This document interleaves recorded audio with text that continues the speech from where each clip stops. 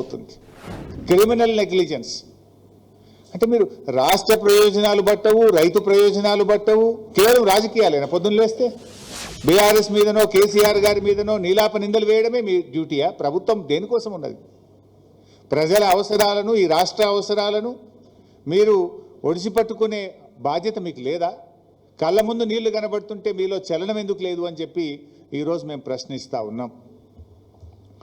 ఇవాళ మేడిగడ్డ బ్యారేజీ మొత్తం గేట్లు తెరిచి ఉన్నా కన్నేపల్లి పంప్ హౌస్ నుంచి మోటార్లు ఆన్ చేసి నీళ్లు తీసుకునే అవకాశం ఉంది. మీరు మేడిగడ్డలో 2 పిల్లర్లు గుంగినాయని మొత్తం గేట్లు ఓపెన్ పెట్టిండ్రు. మేడిగడ్డ బ్యారేజ్ అన్ని గేట్లు ఓపెన్ ఉన్నా కూడా కన్నేపల్లి పంప్ హౌస్ నుంచి నీళ్లు తీసుకునే అవకాశం ఉంది. ఇది మేం చెప్తున్న మాట కాదు, స్వయంగా ఇంజనీర్లు కూడా చెప్తా ఉన్నారు. అయినా ఈ ప్రభుత్వం కావాలనే ఇవాళ మోటార్లు ఆన్ చేయకుండా రైతులను గోసపుచ్చుకుంటా ఉన్నారు. ఇవాళ పంప్ హౌస్ మోటార్లు ఆన్ చేస్తే గోదావరిలో వచ్చిన వరద వచ్చినట్టు నీళ్లు తెచ్చుకునే అవకాశం ఉంది. కన్నేపల్లి పంప్ హౌస్ ఆన్ చేస్తే రోజుకు 2 టీఎంసీల నీళ్లను తెచ్చుకునేటువంటి అవకాశం ఉంది.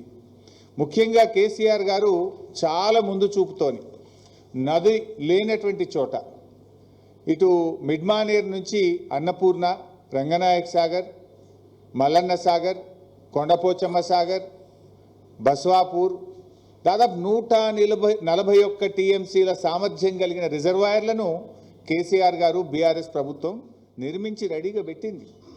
పంప్ హౌస్లు ఉన్నాయి, సబ్స్టేషన్లు ఉన్నాయి, రిజర్వాయర్లు ఉన్నాయి. నీళ్ళు ఎత్తుకోవడానికి వచ్చిన నీకు ఇబ్బంది ఏంది? ఈ రిజర్వాయర్లలో మీరు నిండా నీళ్లు నింపి పెట్టుకుంటే కొన్ని లక్షలాది ఎకరాల్లో 2 పంటలు పండే అవకాశం ఉంటుంది. అటు సాగునీటికి ఇటు త్రాగునీటికి ఢోకా లేకుండా ఉంటుంది.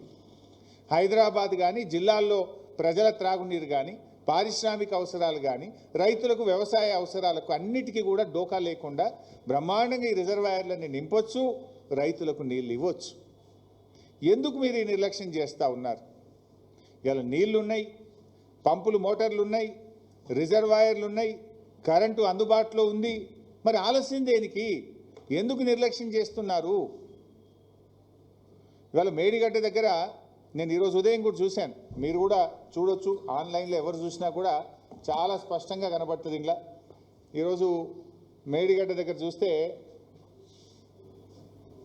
ఈ నిమిషానికి 73,600 క్యూసెక్కుల నీళ్లు మేడిగడ్డ దగ్గర ప్రవహిస్తున్నాయి. ఇప్పుడు ఆన్ ది స్పాట్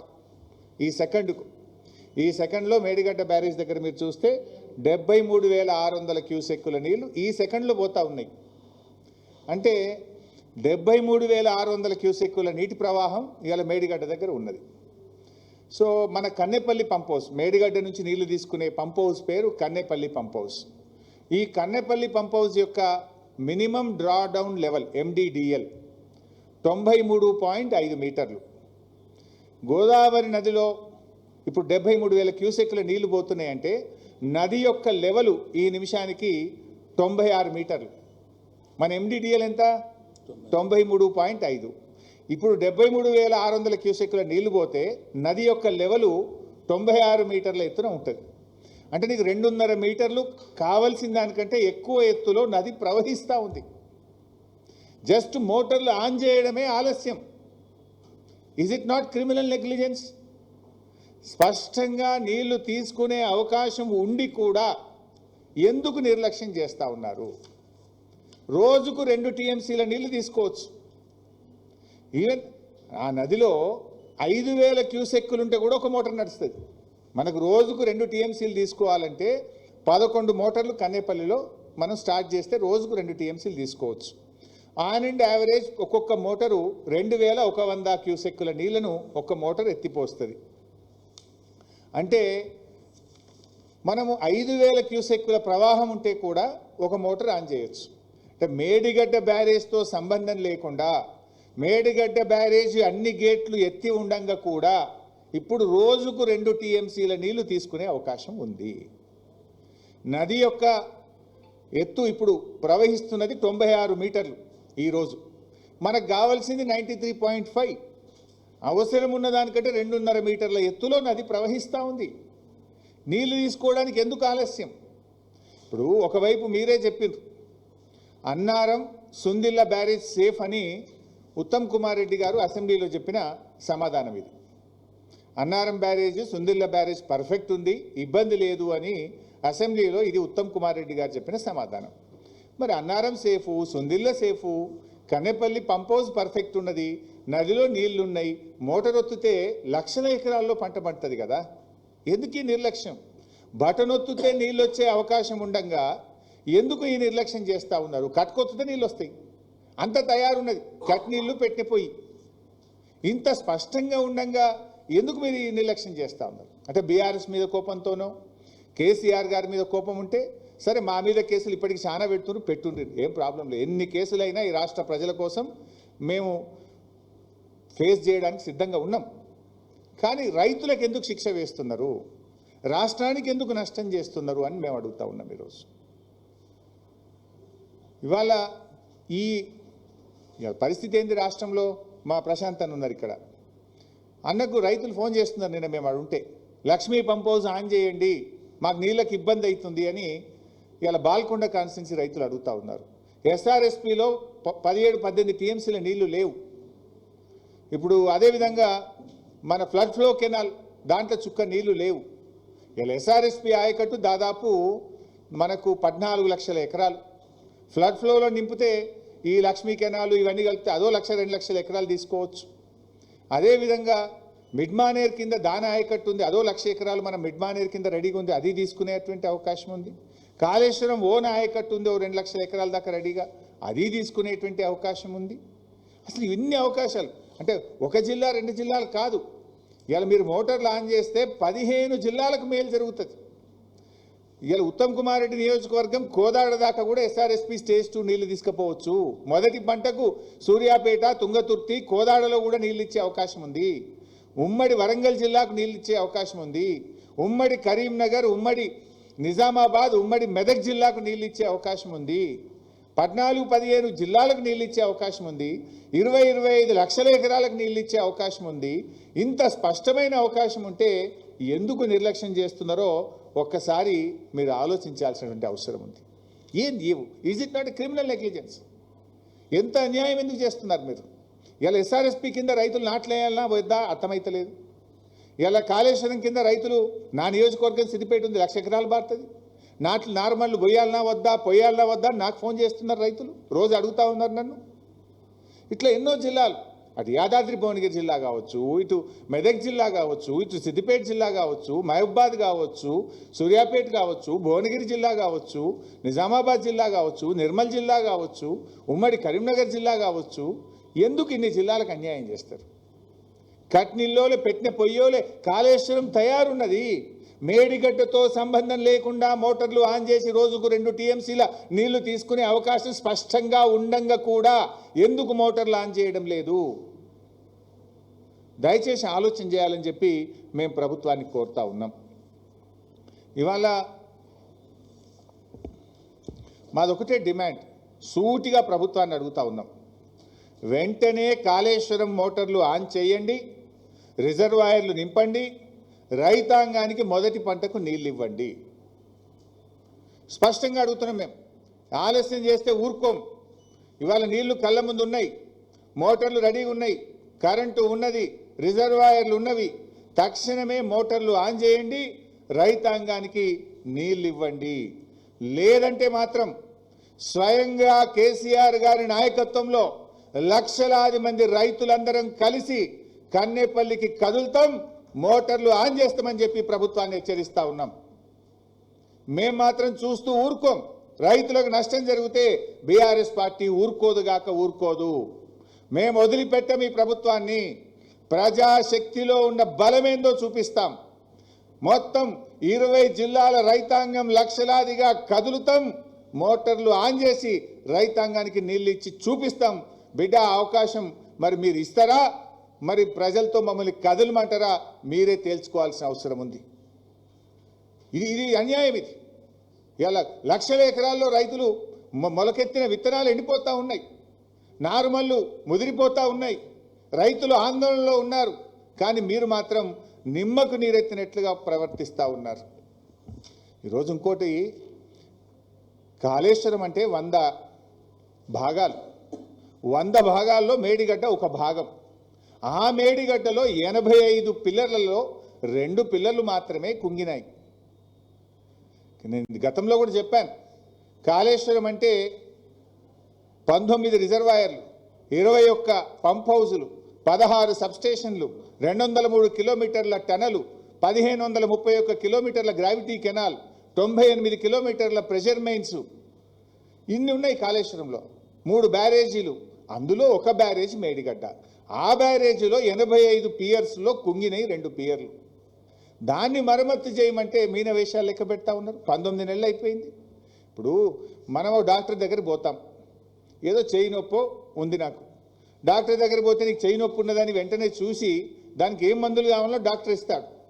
కానీ కాంగ్రెస్ ప్రభుత్వం తీరెట్లుందంటే నీకు చెయ్యి నొప్పి ఉన్నది, నీ కాలు ఖరాబు కావాలి, నీ చెయ్యి ఖరాబు కావాలి, నీ నడుము ఖరాబు కావాలి, నీ తలకాయ ఖరాబు కావాలి, నీ శరీరంలోని అవయవాలన్నీ ఖరాబ్ అయినాక గప్పు ట్రీట్మెంట్ చేస్తా అన్నట్టు ఉన్నది కాంగ్రెస్ వాళ్ళ తీరు. కుంగినే 2 పిల్లర్లు, మొత్తం కొట్టకపోతే బాగుండు, అన్ని ఖరాబ్ అయితే బాగుండు, మొత్తం పోయినాక రిపేర్ చేస్తాం అన్నట్టుగా ఇవాళ కాంగ్రెస్ ప్రభుత్వ తీరు ఉన్నది.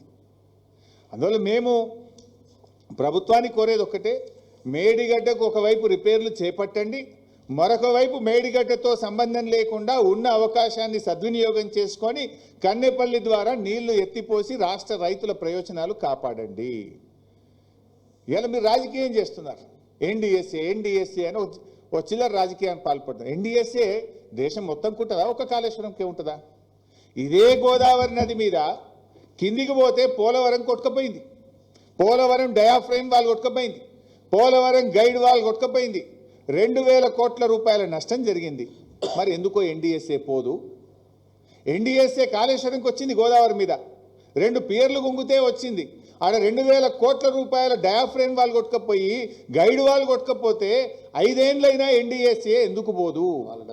ఇక్కడనేమో 5 రోజులనే వస్తారు, 5 రోజులే ఇక్కడ వస్తారు. 5 ఏళ్ళైనా పోలవరంలో ఎన్డీఎస్ఏ పోదు. 5 నెలలైనా ఎస్ఎల్బీసీ టనల్ కుప్పగూలితే ఎన్డీఎస్ఏ రాదు. కిషన్ రెడ్డి పంపడు, ఎన్డీఎస్ఏ రాదు. ఎందుకు రాదు?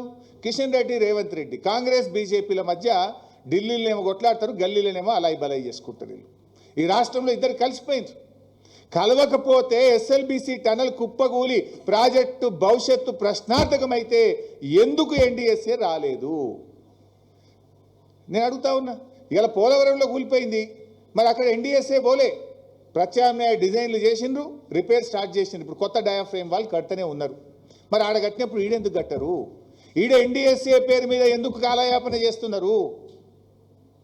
అంటే పోలవరంకో నీతి, కాళేశ్వరంకో నీత, కాళేశ్వరంకో నీతి, ఎస్ఎల్బీసీ టనల్కు ఇంకొక నీత. ఇదంతా చిల్లర రాజకీయం చేస్తున్నారు. ఇలా ప్రజలకు కూడా అర్థమైపోయింది. కాంగ్రెస్ పార్టీ రైతు ప్రయోజనాల కంటే, రాష్ట్ర ప్రయోజనాల కంటే చిల్లర రాజకీయాలకు ప్రాధాన్యత ఇస్తూ ఉంది. దయచేసి ఎన్డీఎస్ఏను ఎన్డీఏ ప్రభుత్వం రాజకీయ సంస్థగా మార్చొద్దని, తక్షణమే మరమ్మతులు చేపట్టాలని చెప్పి కూడా మేము డిమాండ్ చేస్తూ ఉన్నాం. నీళ్ల విషయంలో సగటు తెలంగాణ రైతు ఎట్లా ఆలోచిస్తాడో పాలకులు కూడా ఆ రకంగా ఆలోచించాలి. ఒక రైతు తన బోర్లో నీళ్ళు అయిపోతాయి, బోర్ ఎండిపోతుంది, ఏం చేస్తాడు? వెంటనే ఇంకొక బోర్ అన్నేస్తాడు, లేదా ఆ బోర్ను ఇంకో 100 మీటర్లు ఫ్లషింగ్ చేసి లోతు కొట్టైనా నీళ్ళు తెచ్చుకొని పంట పండించుకునే ప్రయత్నం చేస్తాడు. అట్లా ఒక సగటు రైతుగా ఆలోచించండి. తక్షణమే మేడిగడ్డకు మరమ్మతులు ప్రారంభించండి.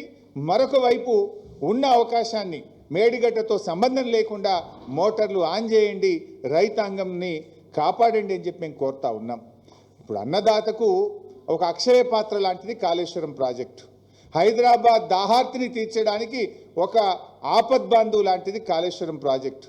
కాళేశ్వరంను మీరు తక్కువ చేసి చూపిస్తానో, కాళేశ్వరంను పక్కకు పెట్టి మీరు రైతులకు అన్యాయం చేస్తే రేపు కాంగ్రెస్ కథ కంచికి చేరక తప్పదు అని చెప్పి మేము హెచ్చరిస్తూ ఉన్నాం.